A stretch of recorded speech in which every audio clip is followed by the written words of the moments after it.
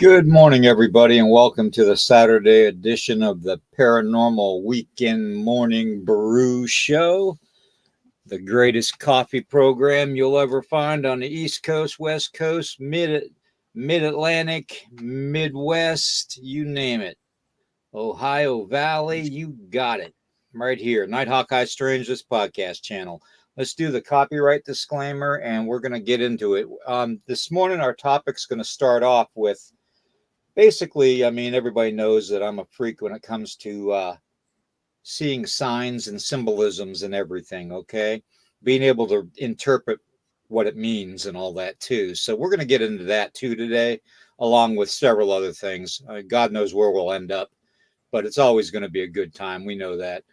Anyways, the copyright disclaimer is this channel may use some copyrighted material without specific authorization of the owner, but contends that it falls under the fair use, which is the Copyright Act of 1976. Nighthawk and Eric, this podcast channel, and all the podcasts on the channel declare fair use of any and all content, that's any and all content, to be used for the purposes such as criticism, parody, commentary, news reporting, teaching, research, and general knowledge only. And let's not forget the entertainment value, because we're all about the entertainment value. Per Section 107 of the Copyright Act of 1976. All righty, let's get that off of there. And good morning, Eric. How are you doing, brother? Good morning, brother. I also say we're probably the best coffee show in any dimension that you go to as well. Yeah, you're right. Candy, good to see you this morning. There's that E.D. Testerman again in the chat. You guys watch out for that guy. He's got shifty eyes. Immortal Spaceman, good to see you again. Roger Blair, good to see you, Roger. And who else we got? A Griff, good to see you, Griff. Roger is in the house. Griff is in the house. Candy's in the house. Immortal Spaceman's in the house.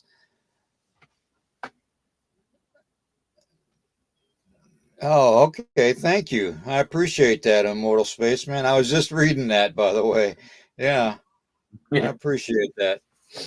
I'm certainly not the most knowledgeable person on some of these subjects, but as far as my upbringing and my being raised a certain way with the black magic and with all the paranormal activity around me and the property, and also a lot of the cryptid activity, I try to do my best to refer to people what I've learned over my 60 years. So hopefully it helps, that and maybe $1.50 might get you a cup of coffee at McDonald's, but you never know.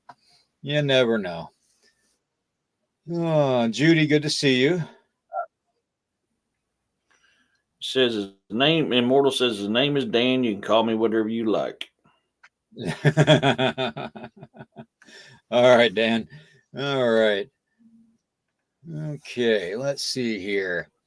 Now, in the beginning here, I opened up with, the whole signs and symbolisms type of thing. I'm going to show a couple things to you all, and I've shared them before on Facebook just recently, but, this is something that I kind of, my oldest son and I kind of stumbled upon this one by ourselves. And, it literally blew my mind when I thought about it. Now, it is literally a picture of a newscast, okay? But I want you to pay close attention to the first and last name of this individual that was unalived during the Middle East war. The last name, Sin Wars. Okay. Sin Wars. Okay. Now I want you to know what his first name is. Yah, which means creator. So basically, this guy was named the creator of Sin Wars. I thought that was pretty amazing. And he was unalived. He was a Hamas high person in profile, the leader of Hamas, basically, I guess. And it just blew me away when we saw this name because of the whole meaning, and it's all about the meaning and the symbolism behind it. Okay. And when you have somebody named Sin Wars for a last name, and Yah, which is basically the creator, so basically he's announcing that he is the creator of Sin Wars against the Israeli people. I thought that was pretty amazing to find that just out of the blue. And then there were several other things that we actually did some information on. There was a church in New York City that was built in the 1990s. I can't remember if it was 96 or 94, but it was somewhere around there. It was a good 5 or 6 years before 9/11 happened in 2001. Okay.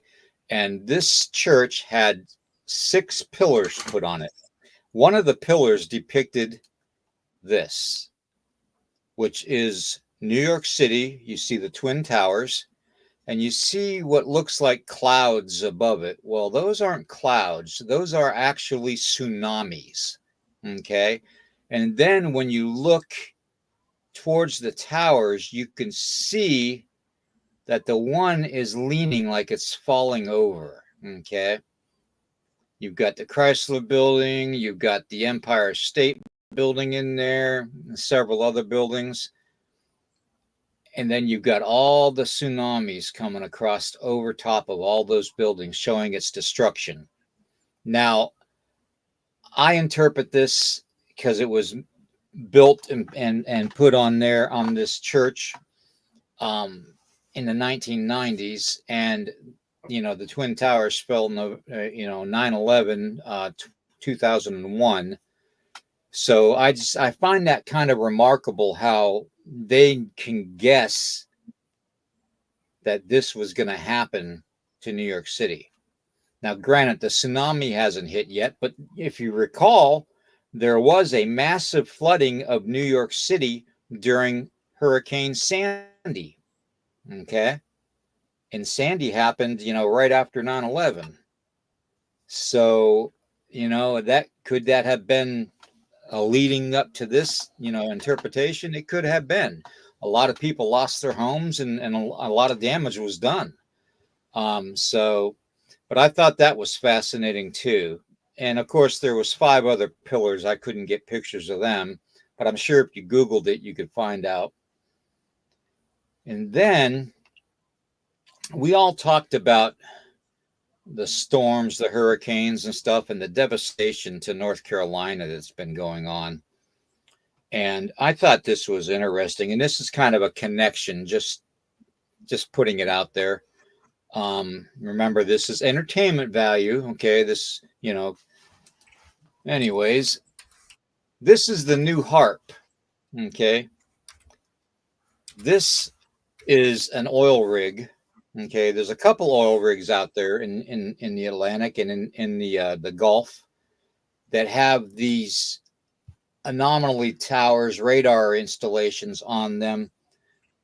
And they say that this is to guide the hurricanes through a certain, basically a radar frequency. And they say that it was guided over that part of North Carolina, and then it was actually seeded by the air through FEMA, believe it or not.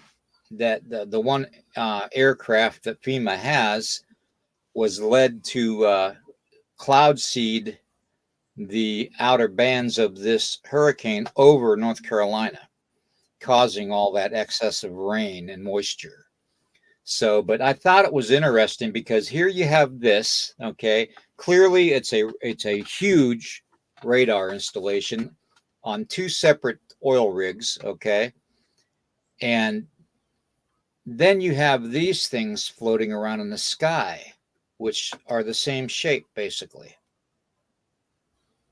Now, what do you think that could be? Could that be the effects of that machine, that HARP facility in the ocean being turned on and putting something out in the atmosphere?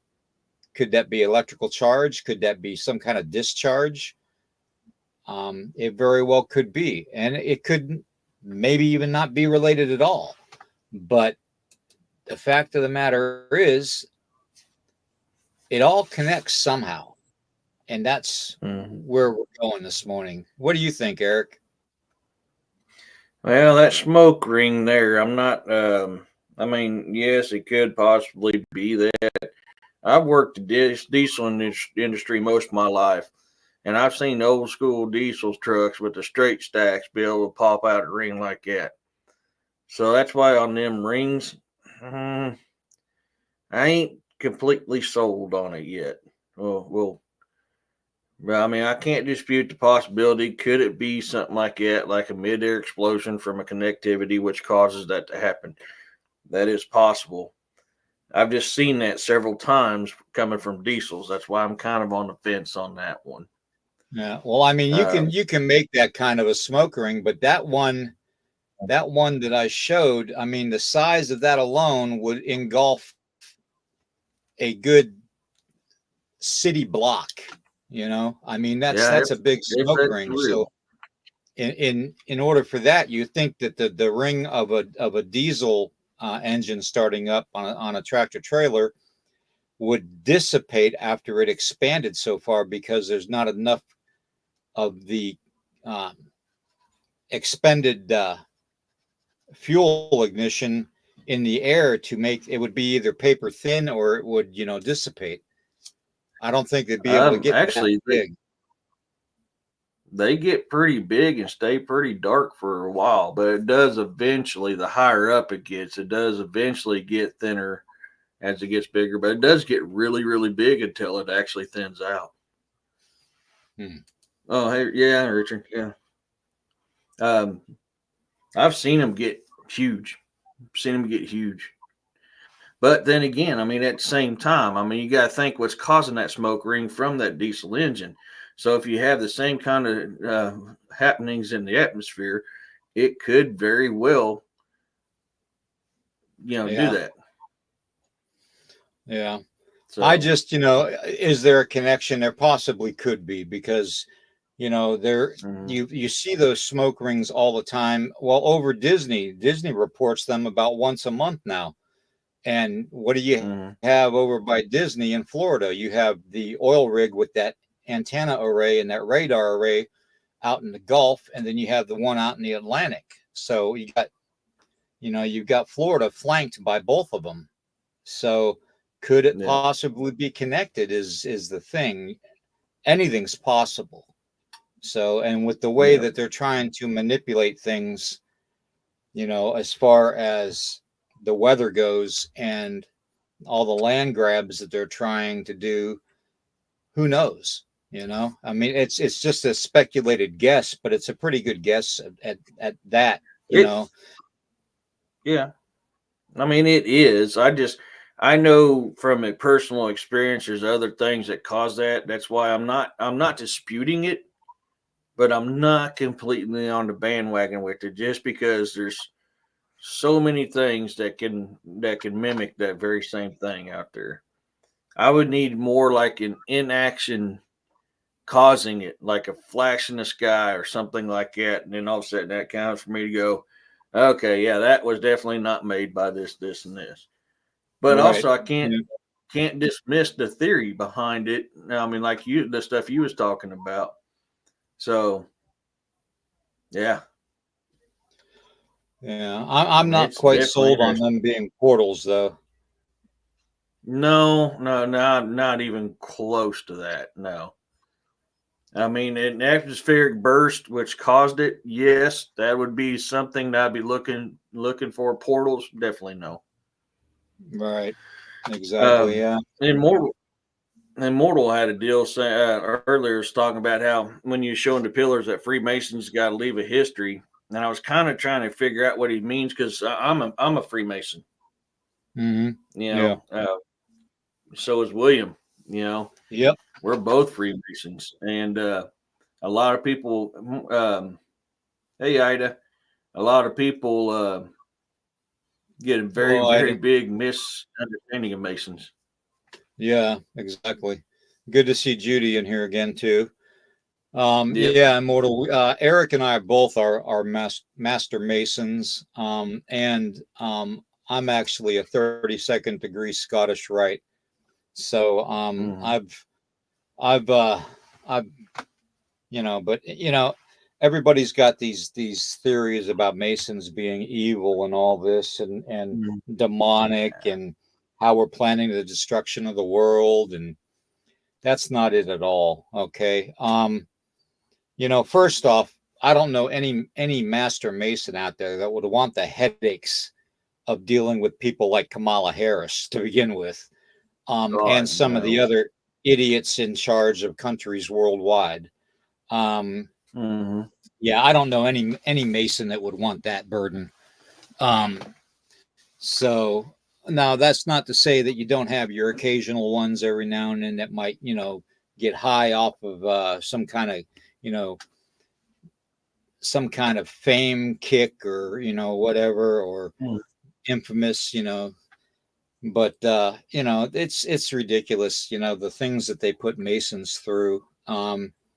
Especially when the Masons are the ones that do the children's hospitals and all the charity for them. So a lot of these content creators is trying to bring Freemasons down. What they're focused on is not actually Freemasonry. It's actually a group that was called the PJ2 Masons that was expelled from the fraternity because they were practicing Luciferian. You cannot, absolutely cannot worship Lucifer and be a Freemason. You have to believe in God.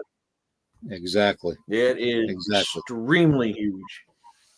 You can't, or I'm talking too much. I can't, never mind. Yeah. I can't even answer that question for Immortal Spaceman about the 33rd degree. I want to, but I can't, because we do have an oath to the Brotherhood. And it's not an evil oath. It's not, it's not anything weird. So, but I can tell you right now that the 33rd degree is an honorary degree. It's Mhm. it's the pinnacle of basically being put in a position to help out humanity. And what I Mhm. mean by that is, through your charity works. So that in itself should speak volumes. Yeah, most of my family are Freemasons, you know, and it's this BS that, oh, 32nd degree, 33rd degree is the highest level. No, it ain't. No, 33rd Master degree Mason. is not the highest level. Master No. Mason, third degree Master Mason is the highest level, but you have Yep. continuance training, which comes in with 32nd and 33rd. Yep. And So I could go anybody that on tells and you on that, and on. yeah, But anybody, as soon as you hear somebody tell you that the 33rd is the highest level you can get, you need to quit listening to them because they don't know their asses from a hole in the ground when it comes to Freemason. Sorry. right, exactly. Exactly. That was a good brother of mine that made that for me when I got my Master Mason. Mm. So Now, I swore an oath not to reveal our fraternity secrets, but I did not swear an oath saying you can't go to the Library of Congress and read everything about us. yeah, true, very true. That's Yeah, that's not divulging our secrets. You can and we literally can't. everything we're about is the Library of Congress. Yeah, and the one thing you'll find out about Masonry, Freemasonry, is they don't recruit. Okay, we're not like the Hmm. Skull and Bones where they recruit people. We're not like other fraternities. We leave it up to the individuals to find out how to seek the process. I guess I should say. That'd be the easiest way to do it. Um, If you want to but be yeah, a Freemason, ask a Freemason 3 times. yep. That's all I'm going to tell you. Need some help. Uh-oh. It's Tracy. Hello, Tracy. Yep. Not feeling too good. She's not feeling too good Uh-oh. right I now. had heart episode. Oh, where did this come from? Do you know? Yeah, it came out of the. Hold on a second, guys. You're good. I'll go ahead and answer this. It depends on which wild hunt you're talking about, Immortal. There's actually two types of wild hunt. There's the original wild hunt, which comes from Norse mythology, where Odin and some gods are go through the heavens and hunting things with hellhounds following behind them. Then you got the English one, which is very close to it, but it's not Odin. So it really depends on the wild hunt, which actually group. Or is it the English wild hunt or is it the Norse wild hunt that you are looking for? But the Norse one is led by Odin. And if you get caught in their path, they'll sweep your soul up and take it with them. And they are followed by what's called hellhounds. And then a lot of your hellhounds, on the English side of it, is what they call a black shuck. Um, but in Norse mythology, the hellhounds follow Odin in the wild hunt. Right, right. Yeah, Immortal Spaceman says the Norse one is what he's talking about. Yeah, that's why I kind of focused us in. Yeah. Hello, the girl. Them A bad girl and her trying to give gong. you Good all. to Yeah, see it you. is. I mean, we're used to it, Lauren. That's why we'll let everybody know. We have no issue letting people know the truth behind things. We really don't. We just can't. We just cannot reveal the secrets of Freemasons because we swore an oath not to. And it's And that's not why like it's a whenever I massive. It said is, but it's not like it's a massive secret. I mean, it's a bunch of old guys sitting no, around talking, basically.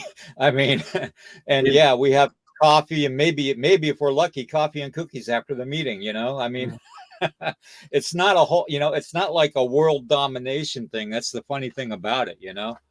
So well, I don't know. like the motorcycle organization I ride for, you have to be a master mason. And our biggest fundraiser every year, in which we raise enough money to support the whole Springfield public school system, is what we call Rock and Rides. And it's a motorcycle show. And we do it one day every single year. And we break records every year. Like this year here, we raised over $15,000 in one day for Springfield Public Schools Coach for Kids. We make enough money off. They make enough money off of our donation alone to support every kid in Springfield Public School systems for have a coat. Plus, money goes to the Food Foundation to help them with food and transportation. I mean, we are 100. That is what we are about. Exactly. Yeah, and it is about that. And it's 99% of our meetings are about helping out the community. It's not about taking over the community. It's not about No. any We want type to of improve. conspiracy theory. So I guarantee you 98. I mean, I know hundreds of Masons. I know hundreds of them, if not thousands of them. 98% of them believe the exact same way that William and I do. Yep, exactly. Yep, and you'll have your groups out there. There are groups online that call themselves Masons when they're actually not affiliated with any state, council as far as Freemasonry goes. And you've got to be careful with that too, because you have a lot of people, saying that they're Masons, and they're talking really weird shit, about ceremonies and stuff like that.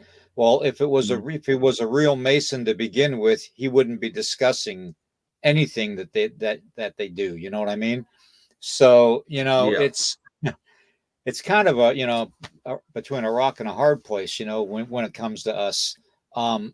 Candy, that's a good group. Abate is a very good group. Yeah. We don't have Abate here in Missouri. We have what's called FOR, which I used to be a member of FOR, but I'm not no more. I ride with a group called FRMO, Free Runners Masonic Order. Yeah. Now, in my younger days, before the military, I was a member of the Abate in Pennsylvania. But I ended up giving that up for going in the military. So, but I had myself my old Triumph 750 Bonneville with a 33-degree rake front end, Springer front end. So it was pretty cool. And I had the octagon, the oxygadal, looked like a coffin tank, gas tank on it. So, and I had the Easy Rider back seat rest, for it. I mean, it was all chopped out. The hardest thing to turn on a dime, let's put it that way. Oh yeah. I've got a one of the first bikes I ever bought with my money. I've got it here at the house, and it's a '99 Honda 750 Shadow Ace, and I'm going to go and end up choppering it out because I've always wanted a chopper. But right now I ride 2016 Indian Scout 10-inch mini apes, stage 1, done to it, trash intake, fence and hind pipes. I'm looking for a picture now I can show you guys. I love my riding. I love my riding. Yeah, there it is. Okay. The history I'll of get clowns. one up He's doing the history of clowns. That's kind of creepy, man. I gotta, the first thing that comes to mind is the movie with the clowns that come from outer space, killer clowns from outer space. If you haven't seen that movie, you gotta watch it. Yeah, it's creepy. I've heard of it. But I haven't seen that movie. Yeah, let's see. There it is. Yeah, Angelique, it's good. It's a good feeling being able to ride. That's my baby right there. Yeah. Yeah, you got the high back rest too.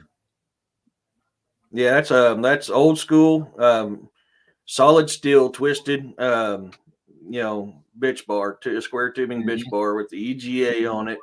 And I wanted the old school kicker, so I wanted that kickback. I wanted the old school look to it when I'm running it bobber style. But you didn't I've won do a lot king of bike queen shows. seat. No, I probably need to. It's about the time to get new seats for it. I've kicked around doing the king queen seat. The problem with this bike, as much as I love it, because it's a racing bike, and I have literally beaten crotch rockets before I even done a stage one or even put the trash intake on it. I was beating crotch rockets with that bike. Um, um, you know, it's a racing bike. It's made for racing. So long distance, that bike it's hard because I'm all cramped up. A lot of times I'm throwing my feet over my pegs once I Yeah. get up to speed. Right. With that bike there, if you're not careful and you don't lean right, if you punch the throttle, the thing's going to pick up that front end and go with the greatest of ease. I mean, it don't take very much of a twist, and that front end's up off the ground and you're going. Now, I mean, I've won dyno contests with that bike. First one I ever did, I got second place. I was beaten by a bike that had $64,000 put into it. That was the only bike that was able to beat me. And that was stock, straight off a showroom floor. Yeah, it's an awesome bike. I love it. I can curve one handed with it. I can shoot curves. I mean, she handles great. She's very centered. I mean, she's a fun bike. I'll never get rid of her. I want a bigger bike, especially for all the long distance riding I do. But you know, it's just not comfortable on long distances. Yeah. You need something that's gonna gradually build up speed. You get to the point where you just tap the throttle and the front end picks up. That's a little squirrely. But for a good highway machine, you just want something that's just gonna gradually be able to build up speed and take the hills and all that too with the highway pegs. So Hey, Roxanne. Yeah, see, I'm looking at a Springfield Dark Horse 14-inch, 8 pangers, running boards, heel toe shifter. 14 inches puts me right level, straight up and down, be easy on my back. I mean, it's a bigger bike. That's what I'm looking at. And every year I try to go around to get one, something comes up and I can't do it. Yeah. Hello, Roxanne. Yeah. Anyways, what has been going on at your place there? Any activity? I know last night we both got hit with things. So yeah, man, I'm chalking up to last night. I mean, I did feel like something was coming after me there at one time. That's why I shot up and looked straight ahead. And then when I shot up and looked, I could feel it disappear. It was like something was trying to catch me off guard, but it's not going to do that. Right. Outside of that, man, I'm thinking the rest of the stuff was probably my guest related. I mean, it very well could have been an owl that was making that call. Now the two bells, the ding ding, that sounded like a bell ding ding. I don't. That's new. Now, I did hear voices outside once last night, and I couldn't quite make it out. Hey, Kevin. Hey, I'm gonna step out for a second. I gotta help Tracy with something real quick, so I'll be right back. Okay. No worries. No worries. I just can't do Harley, Griff. I really can't, especially now with their woke CEO and the fact that he's wanting to change Harley Davidson like 100%, turn everything 100% electric, get away from gas. I absolutely cannot support Harley Davidson, and I won't. I will not support Harley Davidson. Harley Davidson sales went back down big time. Hey, Roy. I'm on Twitch. Phone needed charging. No worries. No worries. Good to see you. But because of what Harley Davidson's doing, just like, hey, Paranormal, I can't support Budweiser. I grew up on Budweiser. I'm from Missouri. Budweiser comes from Missouri. I don't even drink Budweiser anymore. They went on to this woke shit, and I can't do it. I'm sorry. Harley Davidson's CEO, the German CEO that they hired to run Harley Davidson, a German who has no idea about America, American values, American bikes, is trying to run Harley Davidson. And he straight up said, we will no longer have gas engines. We are going 100% electric.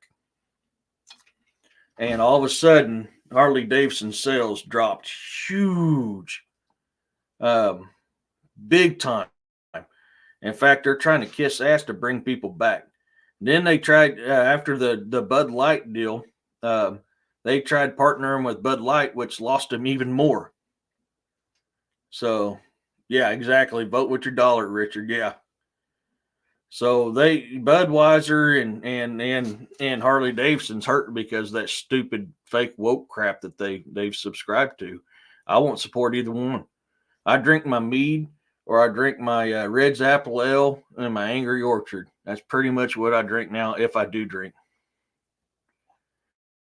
Oh, you drink German homebrewed beer? Yeah, I like my mead. I really love. Hey, Monica, I really love my mead. So, but I won't. Man. I've drank Budweiser for years and years and years. I grew up on Budweiser. Hey, Monica. Budweiser's made here in Missouri. You know, it is. I won't even do it. I will not touch it no more. Yeah, Coke is no better, Roxanne. You're absolutely right. Yeah, I don't drink Coke either. No, I won't do it. I'm sorry, Kevin, I can't support. That's why I was actually doing Paranormal some research. I was actually talking to William this morning because I was looking up, because it was really bothering me about Black Rifle Coffee. I love my Black Rifle Coffee. I was actually looking up. It wasn't the company that was donating. It was a few of the members who was donating to Kamala and some of the others. Most of them was donating to the Republican Party. But the company, say Demiria, the company itself was not making donations. It's the individuals. Right. Yeah, I do too. Immortal, but I cannot partake until I retire. That's right. You're that working class man. So. Yeah, I earned my paycheck. Kind of roll Black Velvet and some Jim Beam. I still like my shine. I ain't gonna lie to you. You give me some apple pie moonshine, some orange sherbet moonshine, or some green apple. Oh, Daddy's gonna have I got a one day. for you. Peach cobbler moonshine. Oh, that sounds so good. Oh, ooh, Monica. God, you're killing me, sis. That Devil Company Starbucks, their coffee is so nasty. It doesn't even, the actual coffee grounds don't even look like coffee grounds. They look like they're, I don't know, they're real fine and real small, like sand. Yeah, dude. Well, I mean, not only that, look at all the devil shit that's into their brand. I cannot support them. I cannot. I mean, their original logo was was it the Greek mermaid, or was it the Arabic mermaid? Had the two tails. Yeah. I'm not sure. Yeah. I can't even get this camera to focus on it. Yeah, I can't. I just cannot. I cannot. This do is Starbucks. the original. This is the original one where it has the two tails off to each side. You can't see it too well, but that's what it is. Yeah, I can't support. I mean, their coffee is so nasty. Their coffee is so nasty. I've tried it twice, and I tell you, I'm about to puke. What's funny about this is they claim it's French roast, and they've got the fleur de lis on it. Yeah. Which we all know that the movie out there with a certain actor in it that's part of the pedophile network, the Da Vinci Code, pretty much said that design there was because of the bloodline of Christ. The ones that protect the bloodline and keep it secret. But I don't know. There has been, several people that say that the bloodline of Christ has continued on, and Hmm.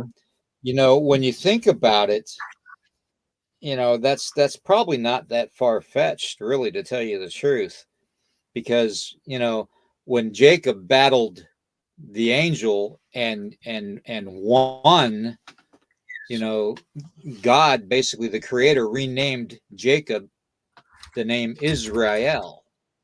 So he's called Israel now. So, Yeah. and that has, symbolism too, if you think about it, you know. Everything in our Yeah. life nowadays has symbolism, even like we were talking just now with the Starbucks logo, the mermaid.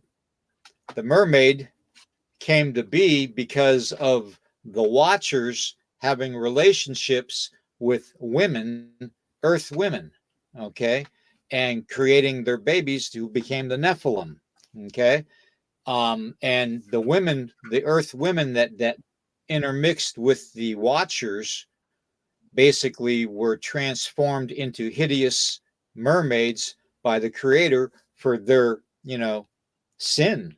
So,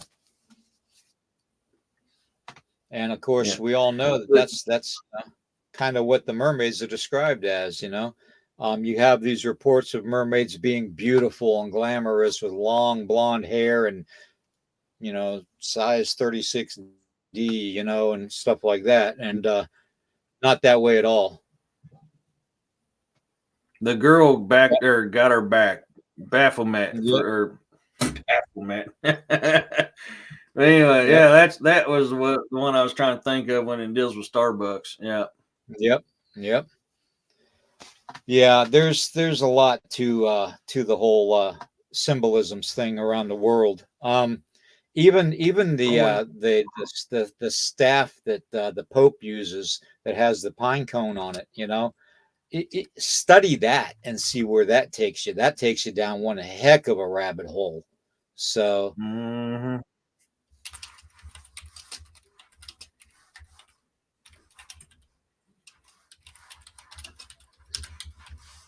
God dang, he had just had some damn pumpkin spice bread. I love that stuff. Is anyone familiar with Gable Jade's testimony and his talks with Chantel Mabra on Aquarius Rising Africa? I don't think no, I'm not so. up on that. Can you explain a little bit about It's that, everywhere. immortal spaceman? Yeah.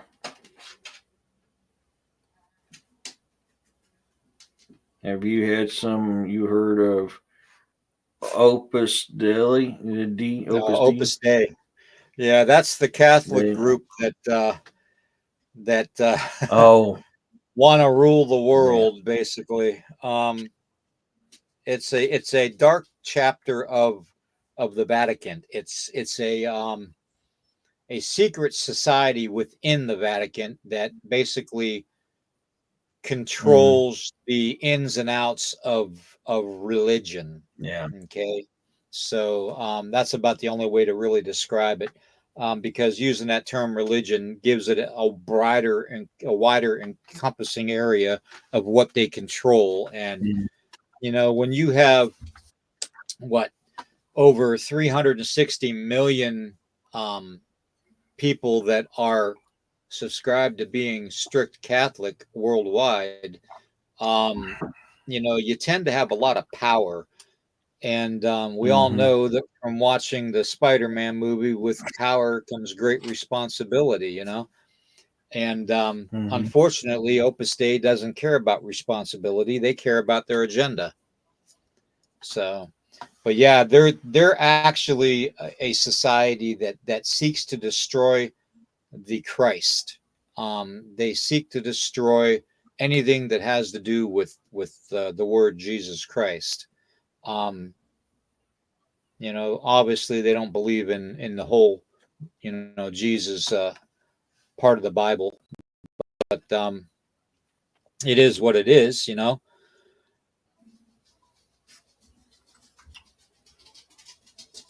Yeah. Sorry, I was typing in that deal to take a look at it later. I was brought up Catholic when I was turned 12. I left. Yeah.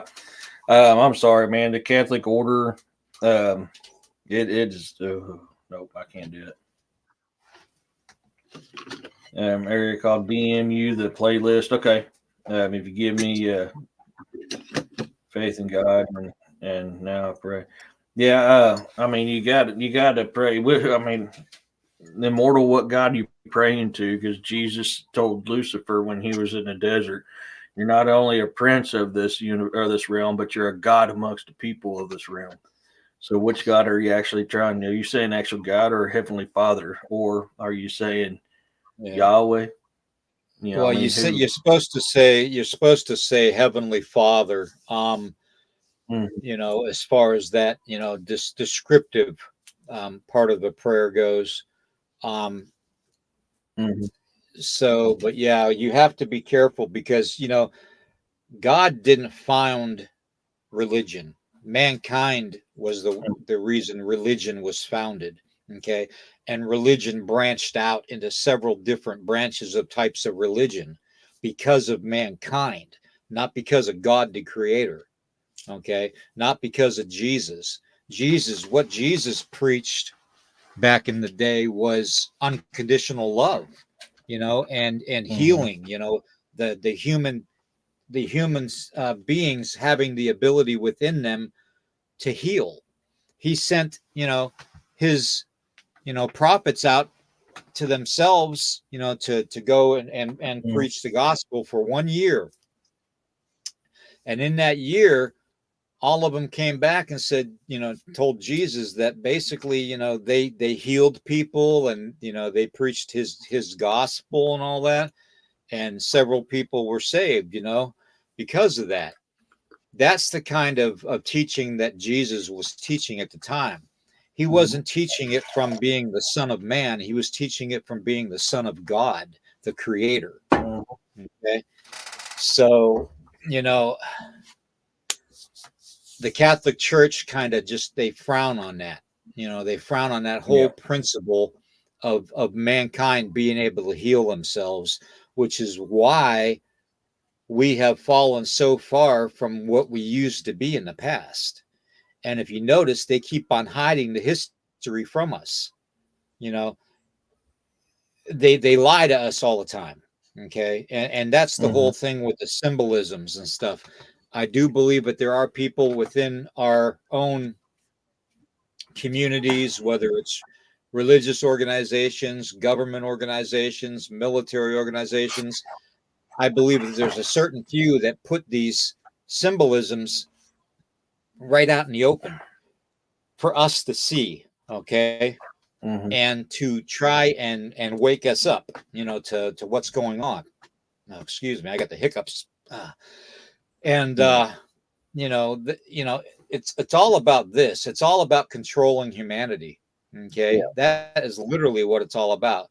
But when you come across symbolisms in architecture like this, or you have symbolisms in the news headlines like this, sin wars, Hmm. um, and his first name being translated as the creator of sin wars.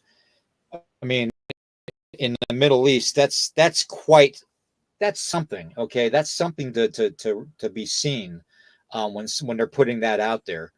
And I've always been one to talk about the red and the blue. Everything in our society here in the United States always seems to be red and blue. Okay, think Hmm. about it. Think about it. Red and blue. Okay, now I'm going to show you something here, everybody. Red and blue. Look at these companies and their logos. The 11 Hmm. companies that run everything that you buy on a daily basis, okay, are red and blue only. Why? Why is that? Is that the red pill or the blue pill? You know what I'm Hmm. saying? You literally see it in everything. Okay, even in our own red and blue. Okay, it's in everything. Okay, Mm-hmm. absolutely everything. So, Well, we and also that's, have to be. yep. And then you also Go have ahead. it in like a lot of the news. When you're seeing stuff on the news on TV, you got to remember TV was designed to program you. Okay, TV was designed to literally put subliminal suggestions into your mind. Okay, and to make you, you know, buy consumer goods and want to have this and want to do this, and it's an influencer. TV was the Mhm. first actual influencer, okay, to mankind. Think about it. Okay, go ahead, Mhm. Eric, I'm sorry. So we also got to remember a couple other things. The cross was not originally part of the worship, in Judaism or Christianity. That came about by King James, or no, Constantine, because he wanted a Right, symbol for people to look to. That's why I've exactly. always had an issue with the cross, because why are you going to put something up that resembles death? And plus, God says, do not worship any false idols. Well, when you're looking at the cross, you're worshiping the cross, you're worshiping a false idol. You Right, know, when exactly, you're praying to Mother exactly. Mary Madden, you know, when you're praying to Mother Mary, you're praying and worshiping a false idol. We're not meant to Right. worship Mary. Yes, she is the mother of. Did you know also though, Eric, that when Jesus was persecuted to the end of times for him to be crucified, Mhm. he didn't drag the cross along the streets and along the walkways, with a crown of thorns on his head. It was Mhm. described as a tree. Okay, Yep. in the old Bible, in the Bible from 1775, it describes Jesus not being nailed to the cross, but it describes Jesus being nailed to the tree. So, they Mhm. changed a lot But of the text in the Bible.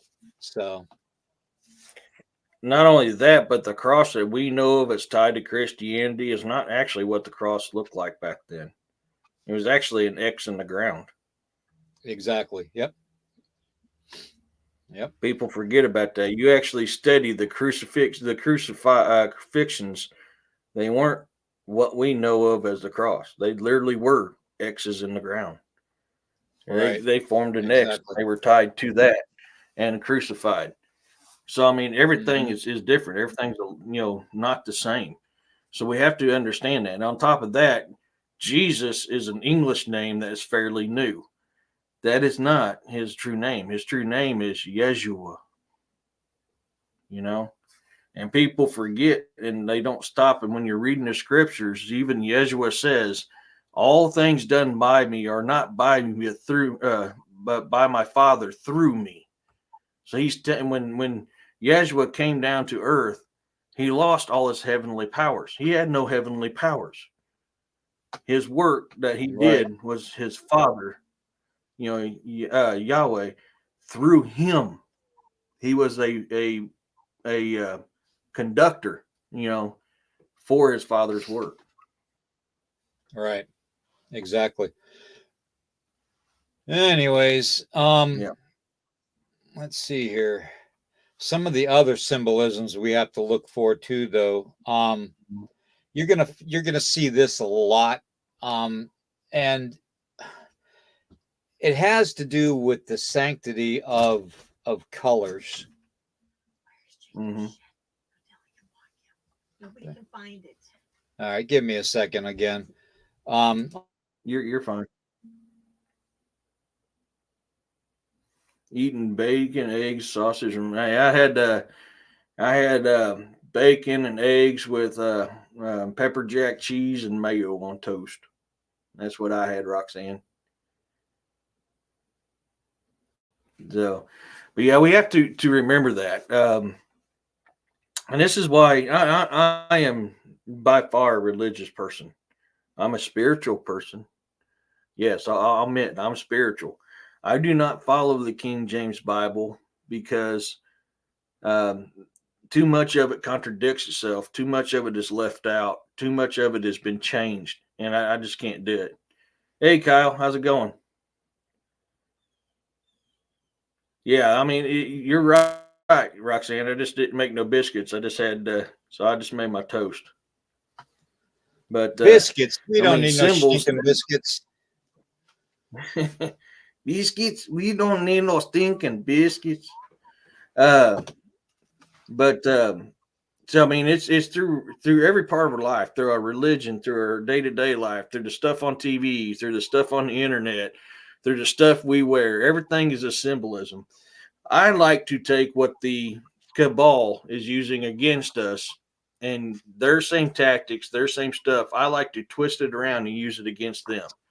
Much like what the white hats have done to win this war that we don't know about. I'm doing the same effect. I'm taking everything that the cabal tries to use to manipulate and twist people, switch it around, and play it against them. Oh yeah, venison burger's good, Griff. Yeah, I love my venison burger.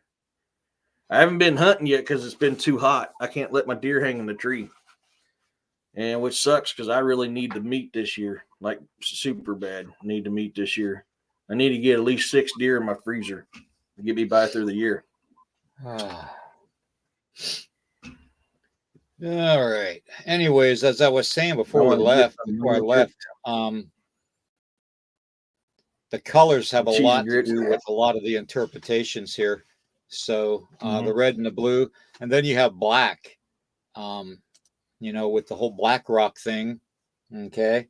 And then, we have other things that talk about black. Mm-hmm. ED's favorite coffee. I love mine. I have not tried the one you got there, though. I have not tried that one yet. Oh, you talk about bitter. Oh, it's bitter. I actually mix this coffee with this coffee, and this coffee is good. Oh, this is that. Yeah, that's pretty good. That bourbon vanilla coffee flavor, which is really good, especially if you like your bourbon and your vanilla. So, but yeah, I mix them both. I'm drinking Tactical Squatch this morning from Black Rifle Coffee. I like mine a little bitter. I don't like it really, really bitter, but I like my coffee dark. Now, there's times of year like this year, every now and then I'll go out and buy me some pumpkin spice mix just because I like pumpkin spice, and I'll mix it in with my coffee. Spice. Oh, yeah. Come on, you are fluffy. Generally, I know. Most of the time, if you can look in that camera there, my coffee is hot and black, and that's how I like it. But I do like pumpkin spice, man. So every now and then, I gotta go get it. Here, Monica, I'll show you a full bag of it. I'm gonna show Monica a full bag of what the coffee is. Yep. You're gonna flip. I want one, Roxanne. I'm definitely going to get me a French press. I definitely want one, yeah. That is the Bourbon Vanilla Coffee by Jim Beam. And yes, it's a coffee. And it's a damn good coffee, actually. And you know where I get these? Yeah, you know where I get this coffee at? And this bag is it's 4 ounces, so I mean it's not a huge bag, but I get it for like $1.25 at Dollar Tree, So I mean it's inexpensive too. But yeah, this coffee is really, really good. If anybody ever wants to try coffee, it's called Jim Beam Bourbon Vanilla. And let me tell you, it is really good. It's smooth. You say you get that from the Dollar Tree? Yeah. Yep. Dollar Tree, $1.25 a bag. Can't beat it price wise, Yep. and you can't beat it taste wise. I mean, it's not a crappy coffee. It really isn't. It's really good. No, it ain't. So, No, it's got a smooth. If you want something smooth and not as I'm man, I've been drinking bitter. You know, people call it bitter coffee. To me, it's normal coffee. I've been drinking that much coffee since I was 9 years old. You know, and I'm 45. knee high to a So to me, what grasshopper. people call yeah, I was a little bit. I was above knee high to a grasshopper's ass by then. But you know, I've been drinking that type because I mean, I grew up drinking coffee around cell barns. You know, I'd be in and out of cell barns all the time. Of course, in the wintertime up north of Missouri, it's colder than a witch's tit in December. So, you know, I was constantly pounding coffee, which I grew up on Folgers and Maxwell House. Well, when we're at the cell barns and you're herding cattle, one of the quickest ways to warm up is drink coffee. If anybody's ever been to a cell barn, had cell barn coffee, you daggone could stick a Right. spoon in that bitch, and not only would it stand up, but it would dissolve in that coffee. And that's what I grew up drinking. Well, Roxanne, just so you know, as a little Ooh. gift, to you, I actually put in your package a bag of that's very same coffee. Mhm. So I'm getting everybody hooked on this coffee, by the way, you know. So, but yeah, I stuck a 4-ounce bag in your package that's being delivered. So, okay, just so you know. And I haven't that checked way our you all Dollar can Tree. have a taste of what I drink on a daily basis. Roxanne, don't let me forget. I'll check our Dollar Tree down here. I keep forgetting to check and see if they have it at ours. If you send me your snail mail address, I'll send you some coffee. My wife works at a coffee manufacturer. Oh, What are Kyle you says. kidding, Kyle? Oh man. Wow. As much coffee as I drink, I mean, you'd be amazed. I drink I drink a Mhm. lot of coffee. I mean, it's amazing I sleep. That's how much coffee I drink.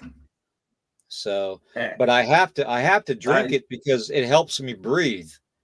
Believe it or not, when I swallow the hot coffee, it expands. I'm going to explain what they did to me, okay? My first cancer that I got was esophageal cancer, okay? And what they did is they removed my esophagus, okay?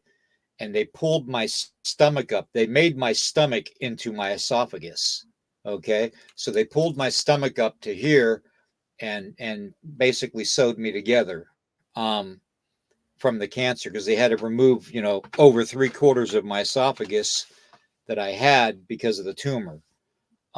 Even with radiation, 30 days of radiation treatments in a row, it shrunk just enough to remove it that it wasn't on some of my other organs. Um, but ever since then, what happens is my my esophagus and my airway, they collapse every now and then, okay, to where I can't breathe, okay, and I struggle breathing all the time. So why I drink coffee is, what happens when you drink something hot like a tea or a soup, broth.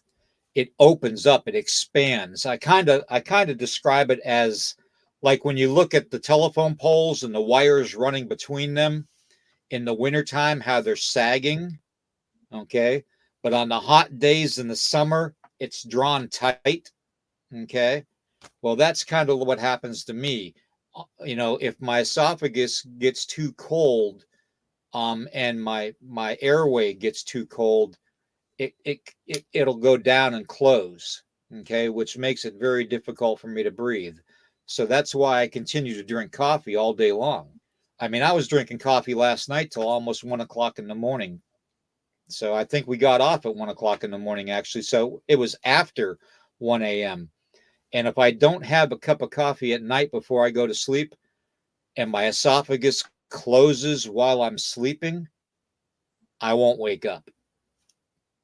So, that's why I drink coffee. It is literally, it's literally my elixir of life. Okay. It really is. The warmth of it definitely helps. So that's what I've been battling with. And in order for me to get out there and to move outside and stuff and to do what I say I do, I've got to be able to breathe. And it's like whenever I eat, I can't eat very much either now too, because some foods that I eat press against my diaphragm and my airway to the point where it closes it off and makes it really difficult to breathe. So I got to be careful what I eat too. So yeah, that's the kind of predicament I'm in, everybody. But yeah, Kyle, if you have yeah, I drink a boatload of coffee, man. I really do. Um, Let me see. No, Tim, it's all right, bro. I've learned to deal with that, man. And that's the first cancer that I had. I had cancer removed from my colon also on top of that, and now I've got it in my left lung. Um, so it's like, it hasn't killed me yet. So either I'm one dumb son of a gun or I'm one lucky son of a gun. One of the two. I'm dumb enough to continue the fight and instead of giving up, and then I'm lucky enough to be gifted another day, I guess. So, but that's just so everybody knows, that's why I have a hard time talking, and a lot of times I've got to have Eric back me up with being able to talk because I can't breathe. And a lot of times you'll notice when I talk for a duration of time, I have to like gasp for air to refill my lungs. So, but it is what it is. I mean, I do what I do. So, yeah, I hope I got a special purpose. That's for sure. But yeah, Kyle, I'll give you my mailing address. That's fine. I don't like to give it out because I don't like to have people, think that they gotta gift things and stuff like that. I don't, I don't really,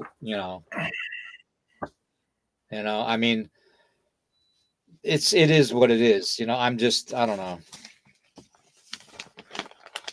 It is what That's it kind of is. like me. I don't give my mailing. I don't give my address out. I give you a general location where I'm at, but I'm not going to tell everybody where I'm at. Right. I just don't like doing it because there are some people that I don't know. Yeah. I mean, I guess I Well, I've should got a trust. couple. I guess I should trust humanity a lot more than what I do, but it's just my upbringing and stuff. Being Native American and being part of the darker arts of being Native American, just kind of turned me off on the whole communication type of thing. You know what I mean? I've never been a big one to write letters or to talk real long on a phone call. You know what I mean? So I don't know. It That's right, actually. That's actually right. That's my address in the middle of the woods. yeah. You go till you hear banjos. Once you stop hearing banjos, you're getting close to my house. I live out in the middle of freaking nowhere in the woods. You're right. Yeah. You're spot on. Privacy is important. You're actually absolutely right, the girl. Yeah. So I mean to put it it's not even a privacy thing really. I just hate to have people think that they got to send me stuff, I just, I don't like that feeling so of making it seem like I'm dependent upon people to take care of me. Um, it's a pride thing because I deal with the very same thing, brother. It breaks my pride down when I love helping people. I will go out of my way to help people. I'll give you the clothes off my body if it helps you out. And I'll freeze and get cold, being naked in the elements. I don't care if I help somebody, but to receive help or receive a gift from somebody else, it is very, very, very, very hard for me to do that. I mean, it busts my pride down greatly to have that. I'm trying to get over that mindset. Part of it's used to because I'm always the one used to give, and never receive. The other part of it is I love helping people. When I do investigations, I don't charge anybody. I have never charged anybody to do an investigation. I've never charged anybody to get rid of a paranormal activity at home. I have never done that, and I will never do that. It costs me money. It costs me money to do these shows. It costs me money to do these investigations. I have never, ever, ever, ever asked for a dime from anybody. Exactly. And the fact that that there is, I mean, you're getting close to where you can get the super stickers and stuff now too, which is going to help you a little bit. I But think when I the last way, look, I was at 480. yeah, the way things are set up for podcasters, you don't do it for the money. I mean, you do to a point because you don't want to keep reaching out of your pocket all the time to pay for stuff. I mean, cameras, laptop, computers, software, video editing software. I mean, it's all money. It does cost a lot. Unless you're lucky enough to find those apps and stuff out there that are free, and pretty decent, which are far and few in between. So, but it's you don't do it. You don't do podcasting because you want to make money. You want to be famous. You don't do it for that. You do it because you enjoy it, and you Exactly. feel like you have a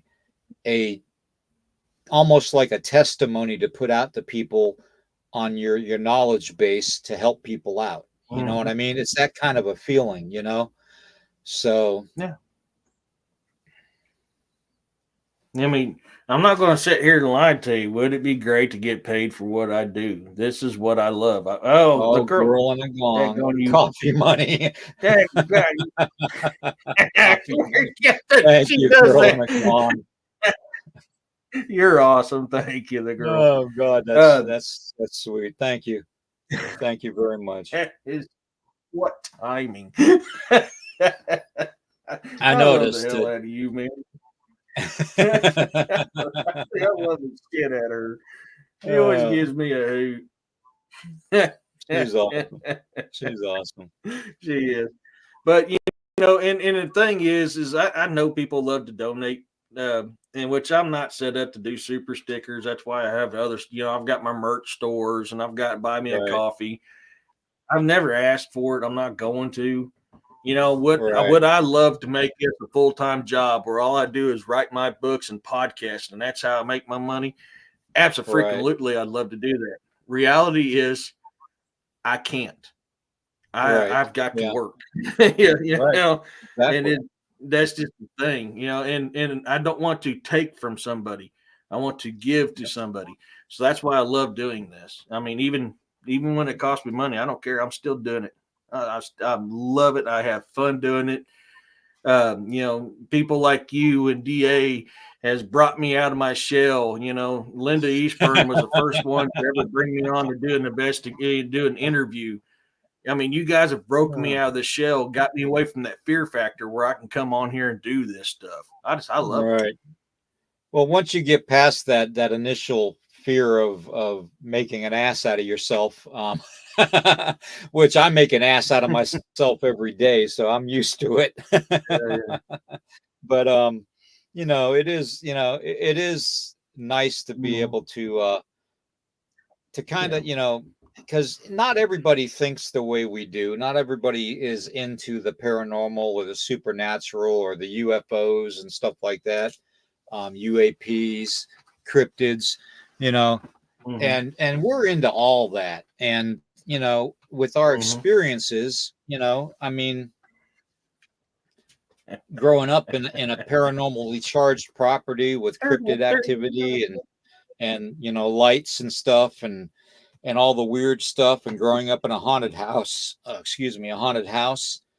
um it you learn things, and you experience things, and you're able to help others out that are going through that, um so it's kind of hard to describe, but it's nice to be able to come on here and help people out.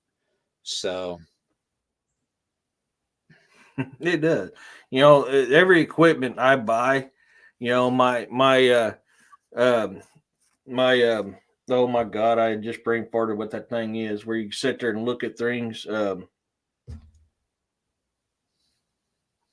Microscope.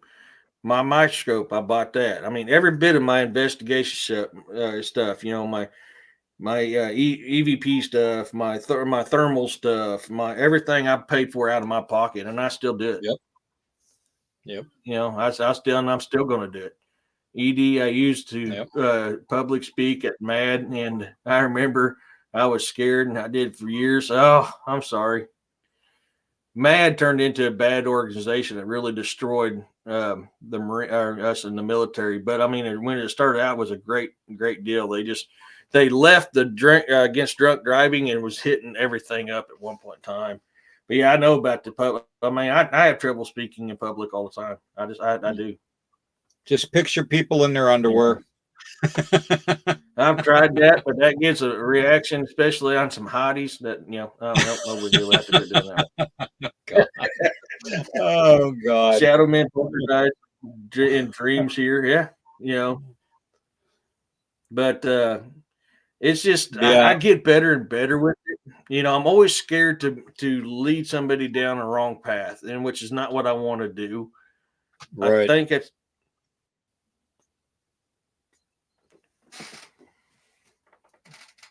Morning, Riley. oh, okay, never mind. That sounded weird at first. Good morning, Riley.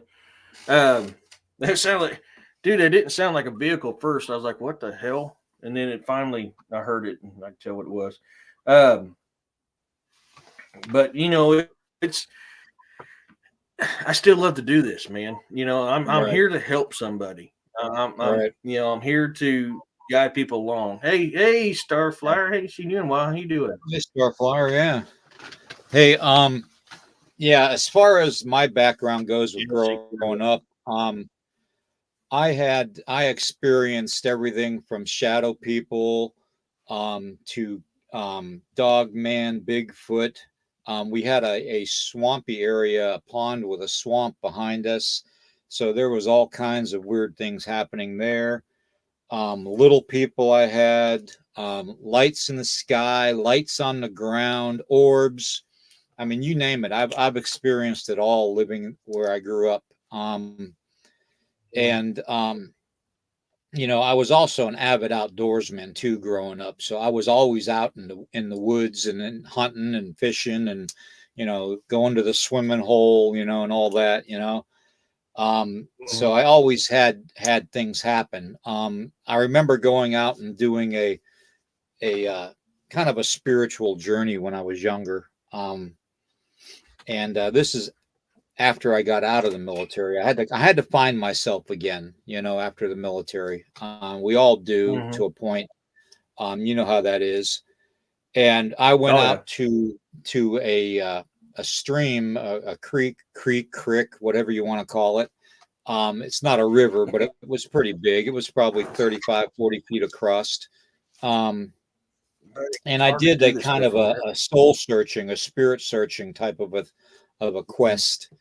And it was just me and one Native American guy, an elder. And I ended up doing a water ceremony prayer. And I laid the tobacco on the water. And as soon as I looked down at the water where I laid the tobacco at, I saw this black obsidian spearhead. And it was a spearhead. It was about, a good 3.5 inches long, maybe 3 inches long, actually.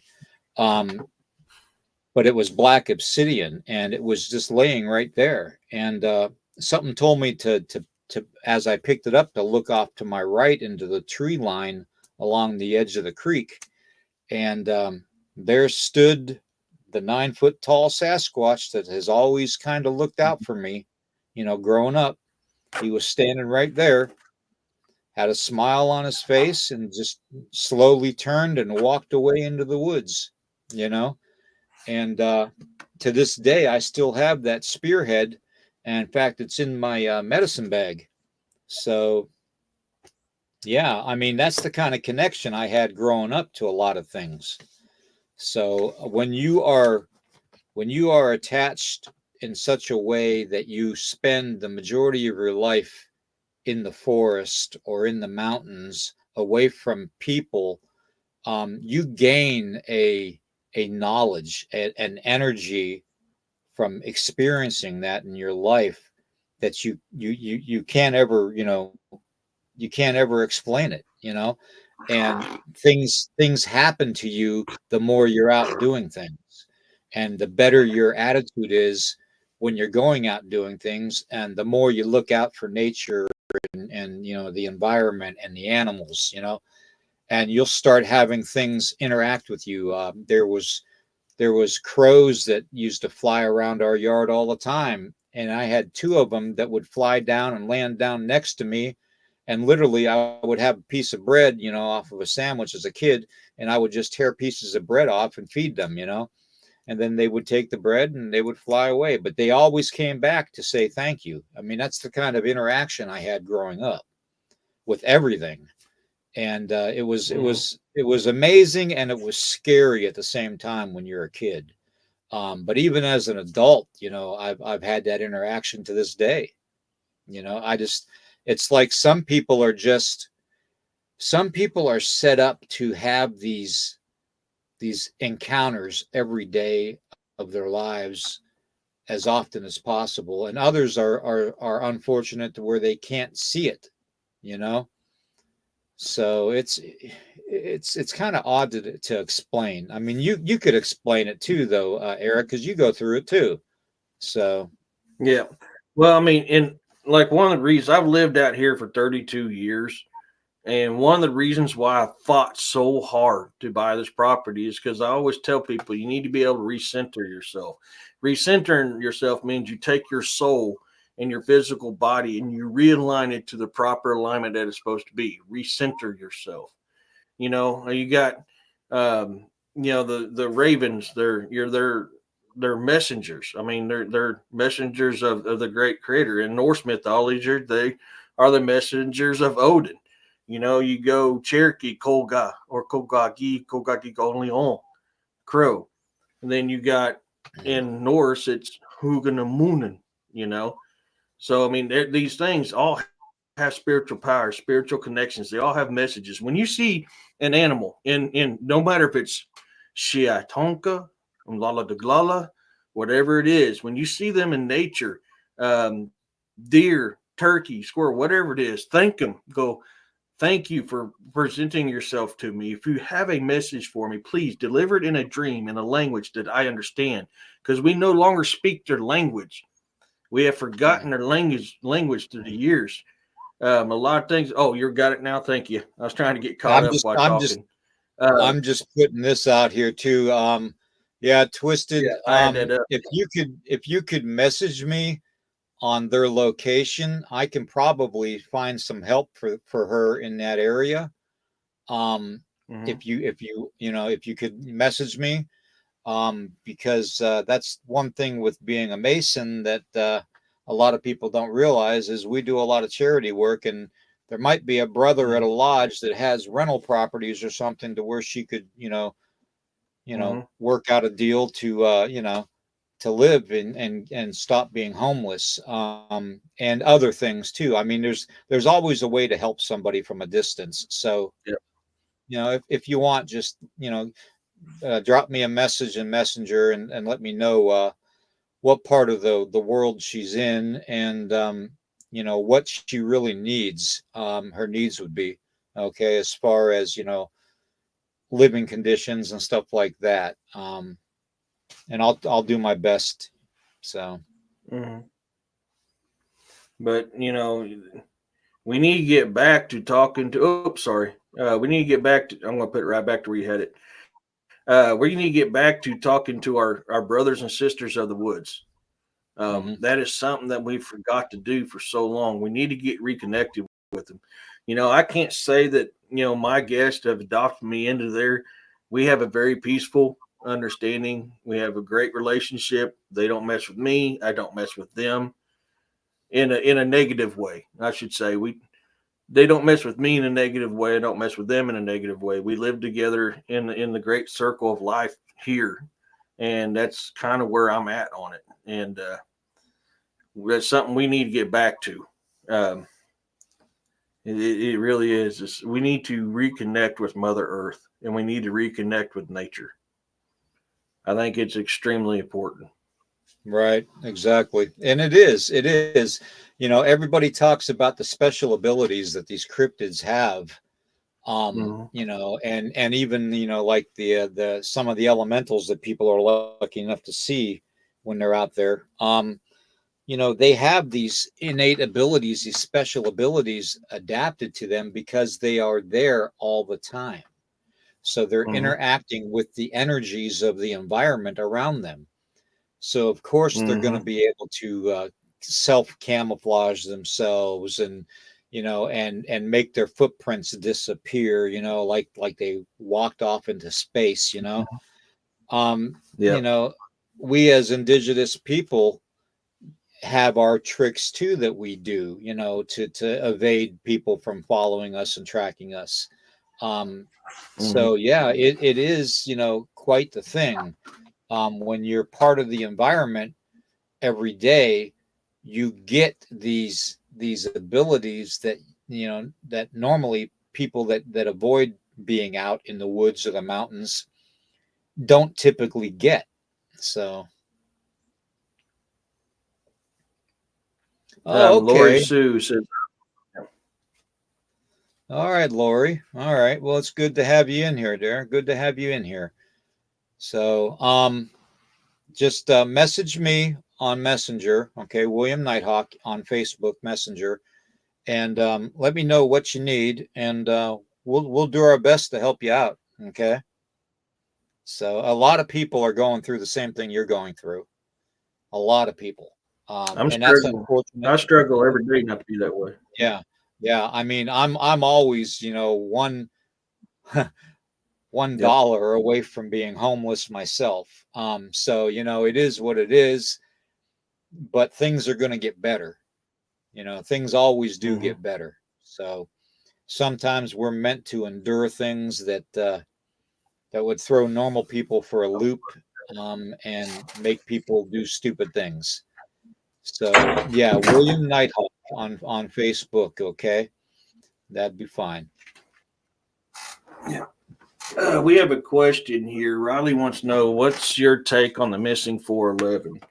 For me, it's The multiple missing. different things. I believe it's cryptid, and I believe it's the person themselves being idiots. I believe it's supernatural, and I believe it's governmental. Right. Well, Riley, the one thing that I've found after doing some of the research that I've done with the 411 missing, and I don't do near as much as David does, and you know who I'm talking about. He's an awesome guy.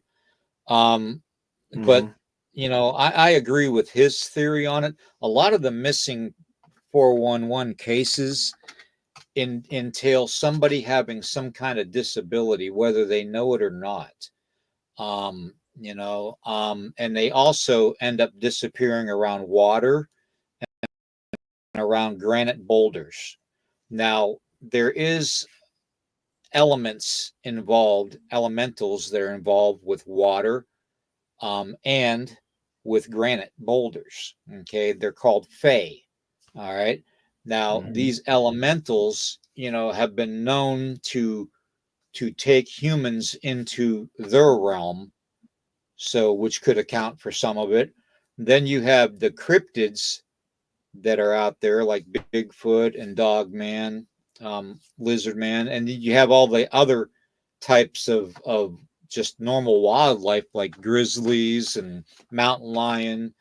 and wolves, that would basically, definitely take advantage of a human being by themselves. So I believe, like Eric, I think it's several different things, but the whole premise of it is that the majority of people that end up missing literally just it's like they vanished off the face of the earth. So either they are falling within another realm, maybe a portal that they, if things go silent in the woods, the best thing to do is stop. Just stop and stand still. Okay. When things go silent in the woods, because what you need to do is you need to stop. You need to get your bearings to where you're at. Okay. And then what you're going to do is you're going to backtrack. Okay. Until you hear the birds and the squirrels and the crows and stuff again, that's kind of just an old tip. All right. But yeah, I mean, and then you put in all the weird stuff too on top of, the normal wildlife and the cryptid activity and the fae. You put in, like the alien abduction theory. I mean, there's so many things that it could be why people are missing. And then you have the worst case scenario of them all. Okay. And I say this completely being sincere, is you have evil mankind. Okay. You have groups of individuals that have illegal, crops growing in national forest. You have people that go and basically hunt wildlife without being in season, poaching. You have people that manufacture moonshine. There's so many different things. You have drug cartels that utilize the back trails of national parks to move their goods, and if they come across the solo human, they're going to unalive them. Okay.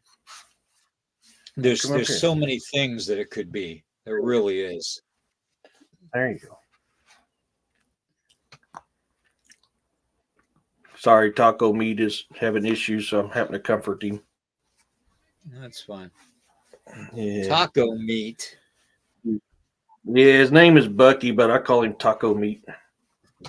You see, All right. you call him Bucky? There's well, that's his name.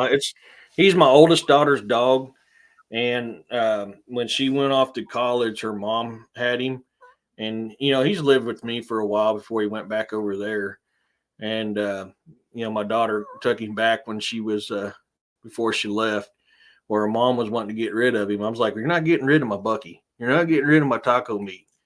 So Taco Meat came back to live with us. Hola, ¿cómo estás?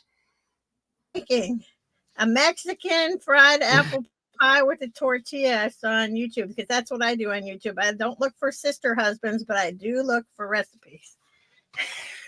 Heck yeah.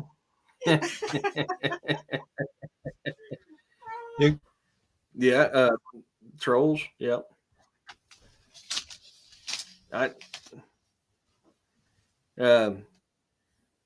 But yeah, but I call him Taco Meat, and he's my little buddy. But he is, when nobody's around, he's up my butt, and he's got to sleep with me under the covers, and I can't go nowhere without him. And then when my youngest is home, he's up her butt. But he's having little issues today. Taco Meat's having a little bit of issues, so I was like, "Come here, buddy." Oops. Yeah, I'm spoiled, all right, but I don't even know if I can eat this, to tell you the truth, because I have a hard time eating certain food. But we'll try it and see. So, let's see here. You okay now, bud? Come here, you jealous thing. I know you're.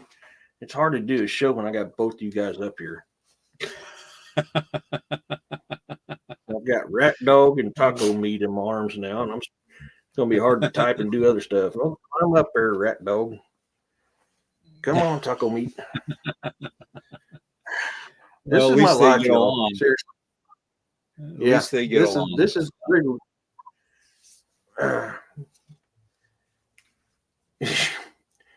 Yeah, he could sleep inside my hat, Immortal or Dan. He literally can sleep inside my hat. Taco meat is Yeah. tiny. So he's my little buddy, though. They're all my little buddies. Boar figured out how to climb in my bed last night. So last night I had Taco Meat, Rat Dog, Boar, my cats, Shadow and Smokey, Aurora, Elvira, all these animals in my bed. And then at freaking 4 o'clock in the morning, they think it's a good time for daddy to get up. So they're meowing and they're scratching at things and they're moving around. And I'm like, oh, you little bastards, let me sleep. I'd shout at him, shut up. Finally about 7 or about 8 o'clock this morning, I was like, I've had enough. I'm getting up. Oh, yeah. Kyle wants to know, he says, I don't have Facebook, William. Do you have Gmail? I'm trying to remember if your Gmail is down here at the bottom or not. No, I'll put it in the chat. Okay.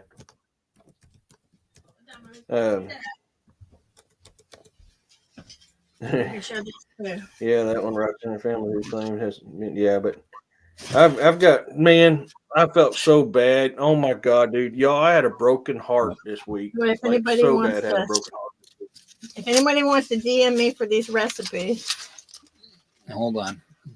Let's see. sure that. Let me turn my camera on. Okay. This is. If anybody wants to direct message me for the recipes for either the fried apple pie or shepherd's pie. Yeah, she just made shepherd's pie. I can't really tilt it. Oh my God, You can use the pot holder. Let me see here. Shepherd's I haven't pie. had shepherd pie in a coon's age, man. Oh, Yeah, definitely. The bottom, honey. Here, give me the other. Yeah. The other pot holder. All right. hey, Pancho. Yeah, if you want to get a recipe, just message her on Messenger, and she'll give everybody the recipes.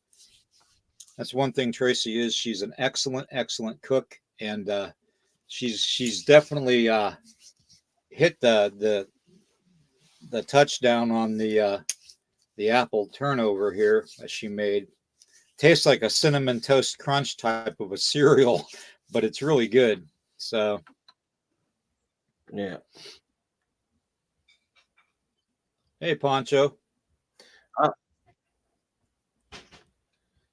Yeah, I haven't had shepherd's pie in several years. Now I'm wanting shepherd's pie. But yeah, so I mean, as far as the missing people goes, I mean, there's several aspects of that. From the Great American Meth Head to Cryptid. I mean, and everything in between. It's. I'm sorry to tell you, even the U.S. government is a big part of the missing 411. Exactly.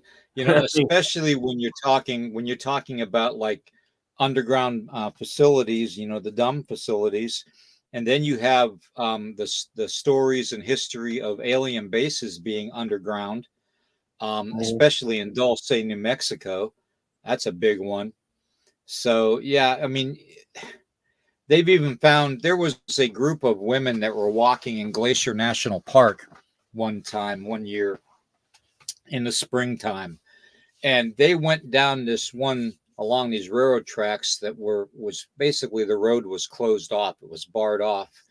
But they got around the gate and were walking, and they came across a railroad car out in the middle of nowhere that was just sitting there on the tracks that had the old shackles for people to be shackled up on the wall, have their wrists shackled and their legs were shackled. There was the whole wall of the one side of the trailer had nothing but shackles on them. Okay. For people's feet and for their hands, their wrists. And there was also blood on the trailer floor. So was that something that was utilized nefariously to basically use people for experimentation. I mean, it literally freaked them out so much that that they left that, and they've never been back to Glacier National Park ever again. So when you're finding stuff like that in our national parks, there's something going on. Yeah. Lori wants to know, do you mind me asking which part of the country you're streaming from? I'm from the East Coast right now. I'm from the Midwest. Hey, Cynthia, good to see you. Hey, Cynthia. Yeah, a lot of people do. Yes. The girl, a lot of people do. Yep, state parks definitely. The child was found, was also talked about seeing her grandma there. Yep. A lot of the research that I do is in the mountains and stuff along the Appalachian Trail, and that is one place that has a lot of missing people now more than ever.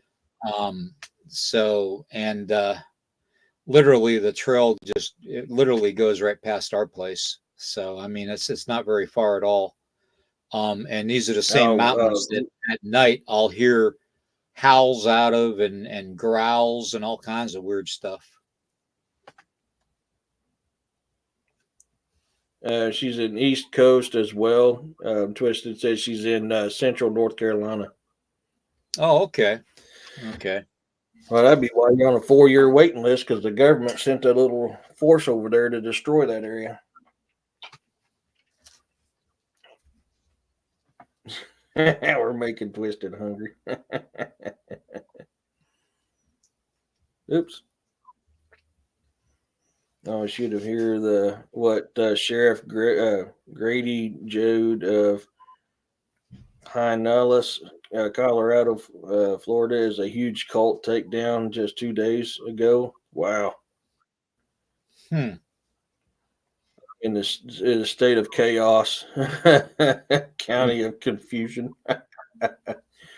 A Missouri researcher on Facebook said that part of the Mark Twain has been really active Bigfoot going up to the houses. Roxanne, the Mark Twain, I've had experiences in the Mark Twain. I mean, ever since I was born. I mean, the Mark Twain has always been active with just not only just Bigfoot, but Dogman, werewolf, fae, paranormal, supernatural. Mark Twain has all of the Mark Twain has that stuff. It's been going on for years and years and years down there. Right. Yeah. No worries. Yeah. And there's a history too with the Mark Twain National Forest there, that there's underground tunnels and stuff too, though. I remember seeing something about these young kids that ended up becoming missing inside these tunnels back in the 60s, I believe it was 1960s, and they were never found. So you'd actually be surprised, Roxanne. A lot of people who are just waking up to it are saying that there's more activity than usual. And I can tell you firsthand, there has been high numbers of activity for many, many years. People are just now starting to notice it. And it's something else you got to consider about the Mark Twain. The Mark Twain is in the Ozark Mountains. The Ozark Mountains is one of the oldest mountain ranges, if not the oldest mountain range in the world.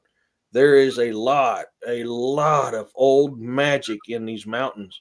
And so therefore, this is probably one of the reasons why there has always been such an extremely high activity in the Mark Twain, is because it's a big part of the Ozark Mountains. Oh, Judy's in Crowley Ridgeline. Oh yeah. So you're not too. You're only probably 4 or 5 hours from me. I think it is, Judy, if I remember right. Yeah, Days of Noah.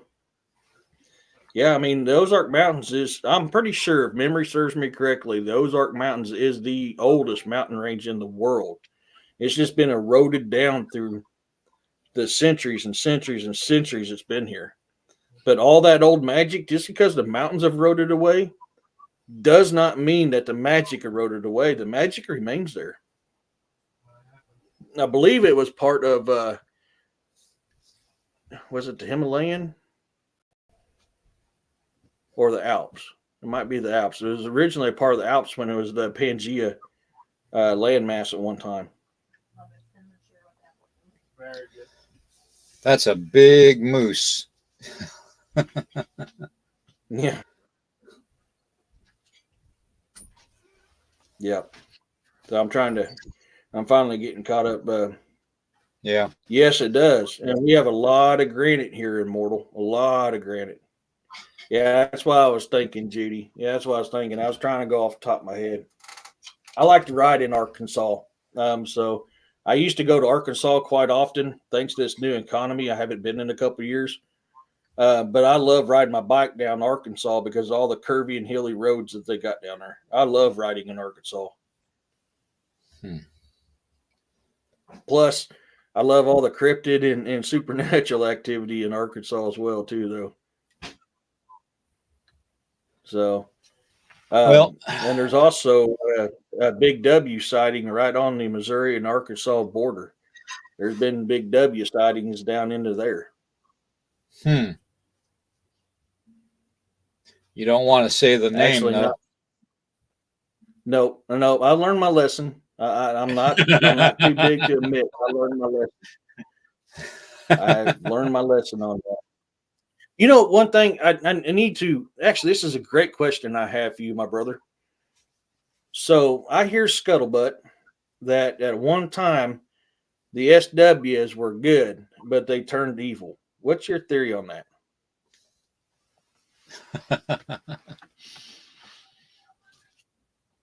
As far as I can say, I would say that I'm having a hard time breathing. Hold on.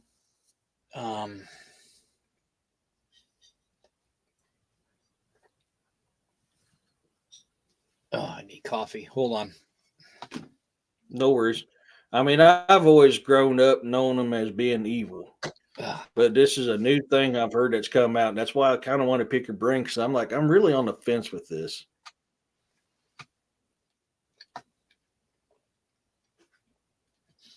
Nothing we do in dark ceremonies is good. Okay. So if anybody says that skinwalkers, now see, I can say the word because I was involved in it. So I'm not worried about it. But no, I would say that from my own personal experience, no, nothing good ever came from it. It was always for something nefarious or dark or evil. That's right. No, I have never heard of anyone saying that an S Walker was doing good, was protecting them, and all this other stuff. I've never heard that at all. So, thank you. Yeah, and that's where I am on it. But I'm starting to hear people say this type of stuff. I'm like, dude, no. But and I want to speak out about it, but at the same time, I'm like, well, let me double check because I may have been taught wrong growing up. But I was like, in my heart of hearts, I cannot subscribe that they were good at one time. No, they weren't. I don't know who told you that. But no, they are completely no. That's not true at all. Yeah, I'm seeing it all over the interweb.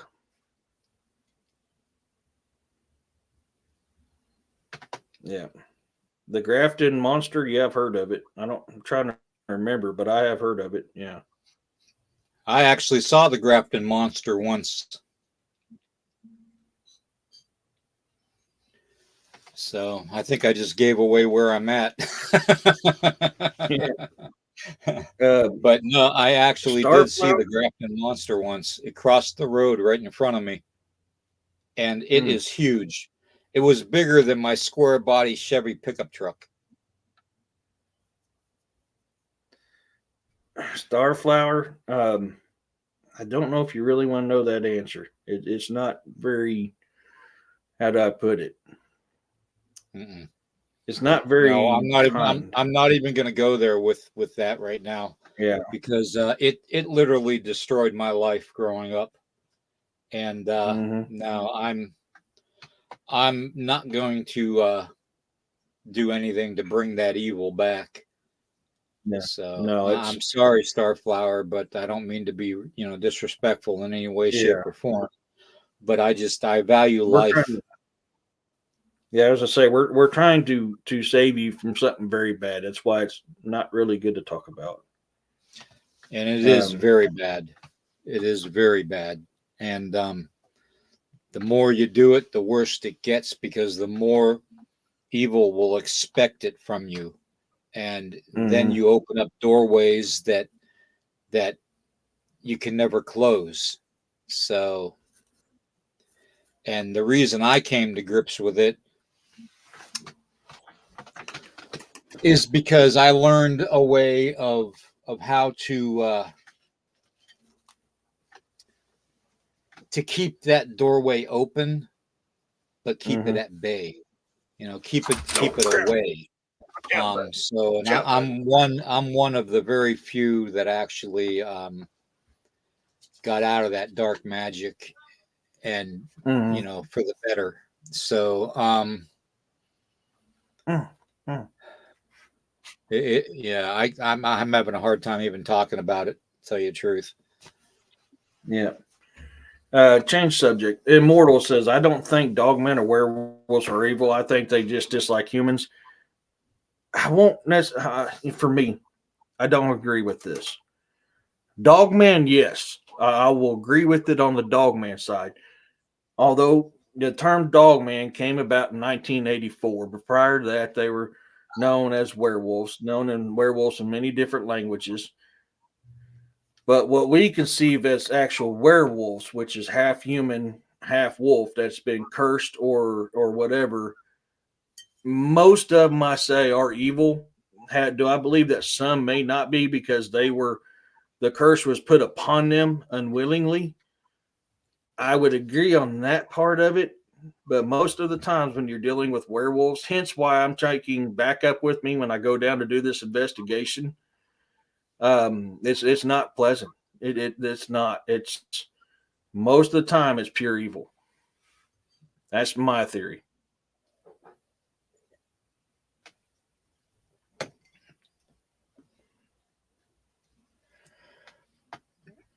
Sorry, Yeah. I'm having You're fine, brother. having a bad. I get these air pockets, and it's kind of hard to talk. So yeah. So, Immortal, tomorrow I'm going to be doing a show, and I'm going to be talking about the different types of werewolves. Not every single one of them, because I'll have to do a 2-part show to hit every single cultures. But the history of them, when I do shows on something, I go into the history. Now I'll bring up some modern stuff, but most of my stuff is in history because I'm a firm believer. If you truly want to know what these things are, you need to know the history of them. So when my research and my shows are based off the history of these things, so I picked out 5 or 6 different countries that has these werewolves, and then I've got a theory that I've came up with that's been keeping my brain occupied for a couple days that I want to pose to everybody tomorrow.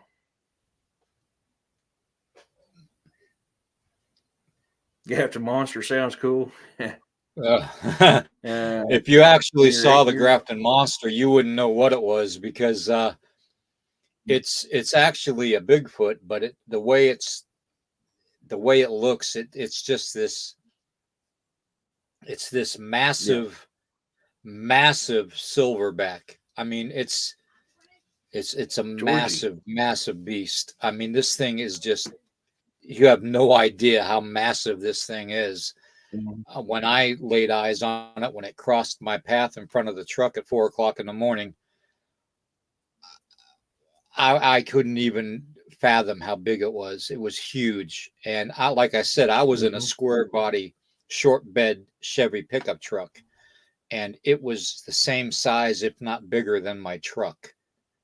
So, I mean, that's how massive it is on all fours. And it was walking on all fours like a silverback.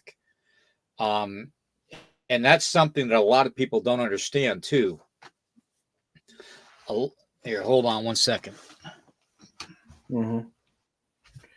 Georgie, I would love to hear that. Email me your deal, and I'd love to have you talk about it on my Saturday shows. If I have one tonight, if I'm not doing this investigation, I'll have a Saturday show tonight. But I'd love to do a video on your experience with that werewolf. I would love to hear about it. The Grafton monster.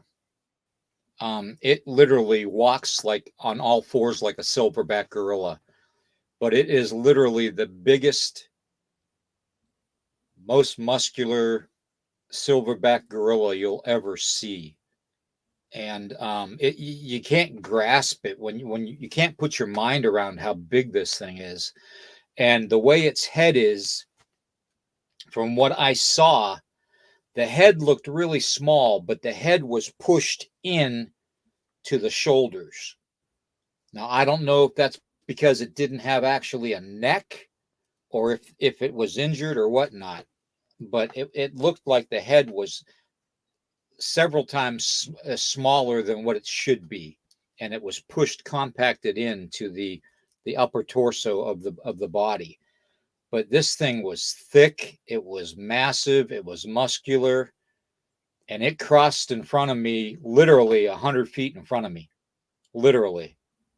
And to the point where I stopped the truck in the middle of the road at 4 a.m. to let it cross in front of me. It didn't even care that I was there. So yeah, this thing is the biggest thing I've ever saw in a cryptid creature. So yeah, and from what I gathered, I got pretty lucky too, because all you hear about is how mean the Grafton monster is, and how violent it can be. And I guess I got off pretty lucky, by not having it come after the truck, because I don't think that thing would have had any problem whatsoever to open that truck up like a tin can. So I really don't. I mean, this thing was that massive.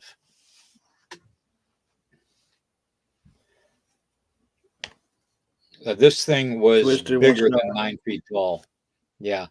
At the shoulders of its height that it was, walking on all fours.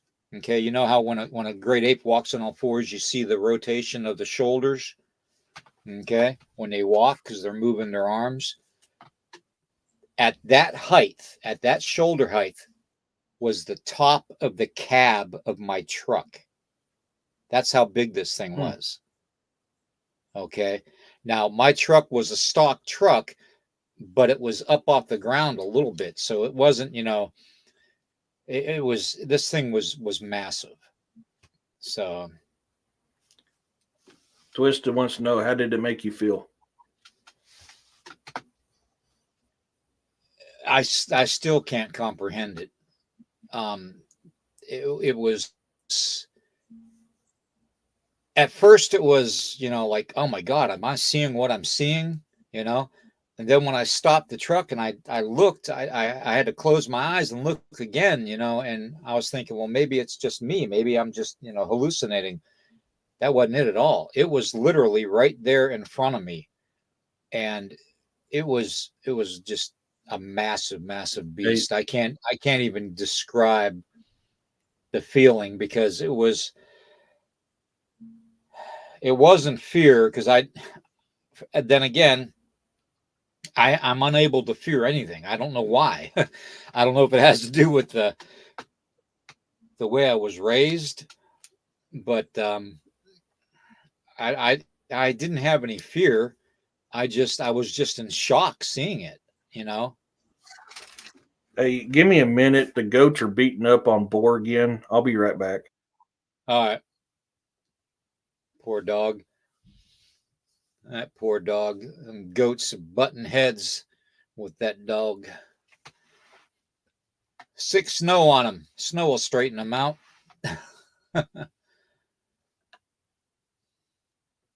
No, it doesn't. It didn't have a seal-like skin, Ron. It didn't. It didn't have a seal-like skin. It literally, it was short-haired, very fine hair, short-haired, um, along its back and its sides, the torso part of it, but where the buttocks started on the lower back, down the back of the legs and all that, and along the sides of the legs was longer hair than it was on the torso of the body. Its arms were hairier than the torso of the body too. So it was just the torso of the body that was such short hair that, yeah, you could probably from a distance think that it would look like seal skin. And I could see that happening, by thinking that, but I was close enough to see that it was actually hair. That's how close I was. So yeah, gray in color. Yeah. Yes, it's very gray in color. Yep. Let me see Okay. if I can. I'm going to see if I can find a picture of it. Hold on. You got to sit still, bud. Yeah. It's okay. I got you. Yes, I know, buddies. I got you. I know. Those mean goats, I know. You're okay, buddy. Yes, that's okay. I got you. Sorry, he's being very needy at the moment. Well, yeah, he got his butt kicked by a couple of goats. I know, buddy. I know. It's okay, though. There you go. Calm down. Yeah. Okay, here's something that I'm going to put up. This is what I'm talking about, but picture it on all fours. Okay? It's on all fours. Now, the head didn't have a neck from what I saw because I was looking at the side of it when it walked in front of the truck. So picture the head being pushed down in the body and make that shoulder width on this Sasquatch about 2.5 feet wider. Okay. And that's what you have walking in front of you. You see how I mean that the hair is longer on the legs and the arms than it was on the torso? That's exactly the way it looked. Okay. Yeah. Oops, sorry.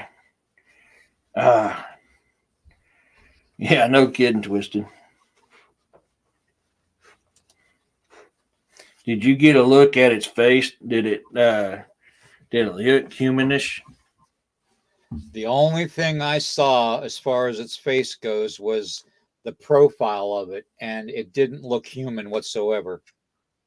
No, it looked more apish than it did human. Mm. I found pics on Google. Shows some with heads and others with no heads. Hey, Kyle. Yep. I don't know, man. I don't know too much about the grafted monster. I've heard of it, but I've not done research into it. So, I mean, it's hard for me to say. And that's funny that you say that about the golem, Riley, because honestly, it. I don't even know how. Yeah, I guess you could say it looked kind of like a golem, but it just it's something that you'll never, you can never imagine it as far as being in front of you. I've had 9-foot tall, 8-foot tall Sasquatch, you know, around me, for the majority of my life, especially growing up. So for me to react the way I did in complete shock from seeing this thing, and as massive as it is, says something right there, because it dwarfed any Bigfoot, any Sasquatch I could even think of. It was just massive. And to think that it just meandered along its way, walking on its knuckles, just looks like a great ape, crossing the road, got up a ravine, went down into a tree line, and was gone in a matter of minutes, you know. But it didn't run, it didn't get up and run, it didn't stop and turn and look at me. It just kept on walking, like it didn't have a care in the world, like it could care less I was even seeing it. And I think it's because it knows it's the alpha of the woods. I really Yeah. do.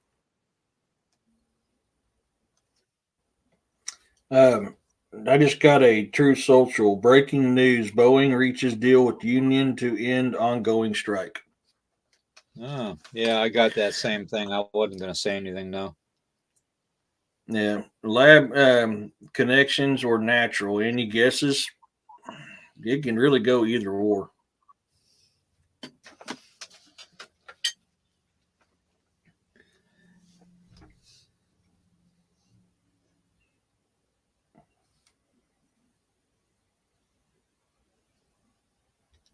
Um, Honestly, I don't I know. mean, yeah, I don't either. I mean, because honestly, it literally could go either way. That Yeah, is not out of the possibility.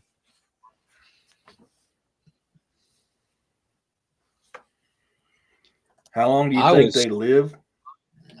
I would say that they live, a good amount of time, because for there to be have the Grafton monster seen in areas around where I'm at. um I'm not sure if there's more than one, but there would have to be, because how would they, I mean, unless they're immortal, there's been, oh, excuse me, there's been rumors of the Grafton monster being seen for better part of 100 years now. Mm, So, I mean, it could it live longer than humans? Yeah. yeah, I would possibly. probably say that it could probably even pass as a Nephilim, to be honest with you. That's how massive this thing was. So, Well, when I was doing a show on Sasquatch a little while back, I was talking about I can honestly put Shiai Tonka in the classification of giants. I mean, they really are at giant sizes. So I cannot, um, in good conscience, leave them out. Is that thing going across your desk again? yeah, it is. Yeah. I, in good conscience, just cannot take them. We've talked about this several times. A lot of people think that the giants are Nephilim. No, the giants were a type of Nephilim. Even in the Torah, even in the Quran, they talk about the Nephilim being like the giants of before.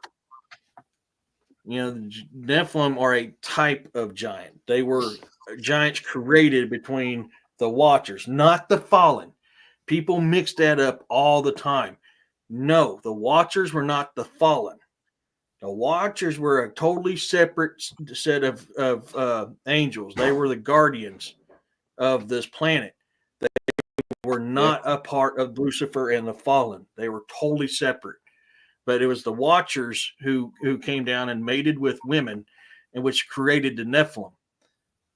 There was giants prior to that, and it says it Yeah. in every historical documentation and every religious documentation that talks about these things.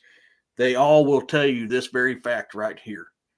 So they are not the same. They are different. Immortal, I will look at it. I am very, very cautious about who I follow because there's too many false information people put out there. Alphabet Yeah. soup company or organizations love to put information out to lead people off. But I will look into it and I'll let you know what I Yeah. think. Well, I also we've feel like they're actually longer.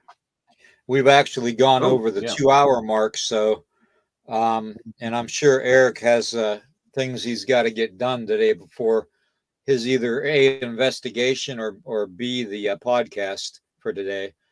Mm-hmm. So with that being said, I want to thank everybody for being here. Roger, Immortal Spaceman, Dan, Richard, Twisted, just everybody. Thank you all for being here. Um, God, was Dead that on your Wolf, end or mine? Riley, Kyle, Girl in a Gong. Thank you for that gift, Girl in a Gong. That meant a lot to me. That does help. Judy and Ida, everybody, just I'm glad you're all here. Damos, Roxanne. Um, Let me see. Who did I forget? I know I forgot somebody. Roger. I can't forget Roger. All right. And who else? Come on. I know I forgot Georgie, excuse me. Lori. That's one I can't forget. Okay. Demaria. And let's see. Richard. Good to see you. Starflower. Good to see you too. Let's see. Judy. Good to see you. And who else? I know there's more. I'm sorry. I'm trying to go through the chat in order to say hello to everybody and to thank everybody for being here. If I forgot to mention you, I'm sorry. It's been one of them days. But we thank everybody. Angelique, we thank everybody for being here. We appreciate you guys very much. We hope that you can take a little bit of what we talk about and use it for your life, for your experiences. And with that being said, we'll be back on tomorrow morning at 11 a.m. But I'm going to let Eric tell you what's going on with him. Okay. Mm-hmm. So I'm actually waiting on a reply. If I go on this research tonight, I can't guarantee I'll be back in time for Campfire Chats with Eric and guest. If I can't, I'll have to cancel the show. If we don't, I've got a possible werewolf. It's going to be a werewolf or dogman encounter. Giving the descriptions, giving everything with Jessica's blind remote view, my feelings towards this thing. I'm really leaning towards this being werewolf related. So I'm hoping to be able to go on and do that today. So that will really depend on if I have a show tonight or not. Yeah. Tomorrow I am doing a show on the history of werewolves. I'm not hitting every single culture. I'm only hitting a select few because I'm not going to be on a show for 4 or 5 hours discussing this stuff. So I have to break it up like I did with vampires. That's why there's a part 1, part 2 to vampires. If this werewolf one hits off, then I'll do a part 2 to it. But I need to get my butt in gear and go down and do this investigation, especially now that the temperatures cool down and the bugs ain't near as thick and I've got my truck fixed. It's really, I need to get down there and do this. So I'm hoping to be able to do that today. Yep. Just let Candy us know. Says you forgot her. Oh, no, I didn't. I said thank you, Candy. I said it when she put thank you, William and Ed and Ed in the Love You Bunches message. I said thank you, Candy. So I didn't forget you. So yeah, you're all good, man. We are truly blessed with every single one of you guys on this channel and online. Truly, you guys are truly amazing and a blessing for us. Yep. So we're 100% thankful for you. To all my new followers, to all of William's new followers, thank you so much. This is why we do this, and we're truly grateful and thankful for every single one of you. Yep, exactly. I couldn't have said it better myself. And you guys keep me going. I literally think between you guys and my endless supply of coffee, you guys and coffee are keeping me going. So, and as long as that happens, I'll be here hopefully, So, with that being said, we love you all very much and we thank you. Thank you again for the super stickers. It's Girl on a Gong. It's awesome. We appreciate you. And we appreciate everybody. If you can share this out and like it, please, that would be great. That helps out the algorithm. So that would be really great. And if you haven't subscribed to, Nighthawk High Strangeness or The Bizarre and the Unknown, please do so on YouTube because that helps us out too. The more subscribers we have and the more shares and comments and all that, it just helps out the algorithm altogether. So thank you all very much for being here. And we'll see you all tomorrow morning. Okay. Same bat time, same bat channel. Peace, love, and blessings, everyone.